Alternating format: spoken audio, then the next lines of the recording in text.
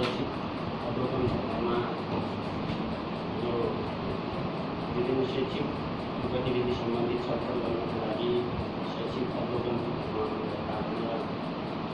तालिकामा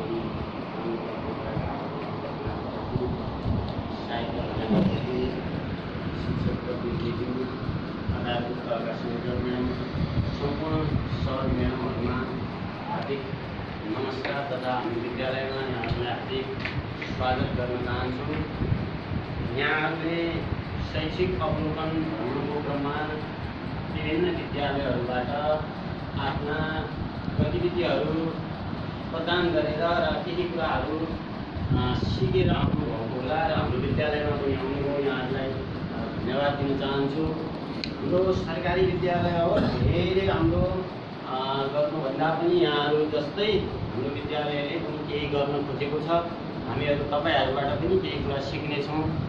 किनभने मलाई लाग्छ अहिले हाम्रो सुदूरपश्चिम भन्दा पनि अहिले पूर्वतिरका विद्यालयहरूले धेरै राम्रो गरिराखेको अवस्थामा हामी पनि केही विद्यालयहरूको शैक्षिक अवलोकन भ्रमण गरेर नै केही कुराहरू सिक्दै अगाडि बढिराखेको अवस्था हो र यहाँहरूले गर्नुभएका गतिविधिहरू र राम्रा असल अभ्यासहरू हामी पनि यहाँहरूबाट सिक्नेछौँ र हाम्रो विद्यालयले पनि केही प्रयत्न गर्न खोजिराखेको छ।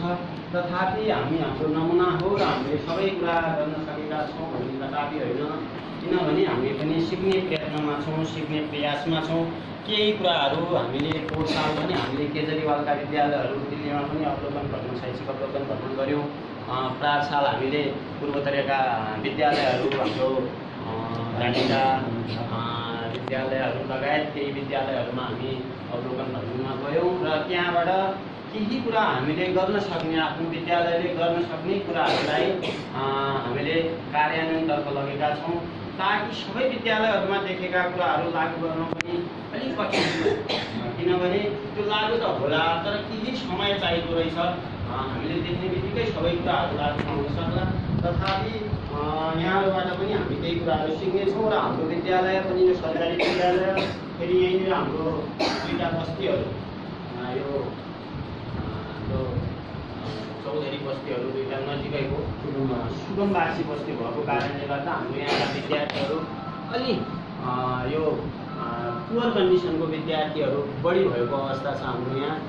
यो हाम्रो यता पूर्वतिर विद्यालयको पूर्वतिर र यता उत्तरतिर यहीँबाट देखिने यो बस्ती जो छ दुईवटा सुगमवासी बस्ती भएको कारणले गर्दा हाम्रो विद्यार्थीहरू पनि अलिक पुवर कन्डिसनको भएको कारणले गर्दा पनि हामीले धेरै सुविधाहरू यो सरकारी विद्यालयले प्राइभेट विद्यालयसँग प्रतिस्पर्धै गर्ने खालको माहौल हामीले त्यो कारणले पनि बनाउन सकेका छैनौँ। तथापि हाम्रो यो विद्यालय 2033 सालमा स्थापना भएको, यो बजारको पल्लो छेउमा हाम्रो विद्यालयमा स्थापना भएर 2033 सालदेखि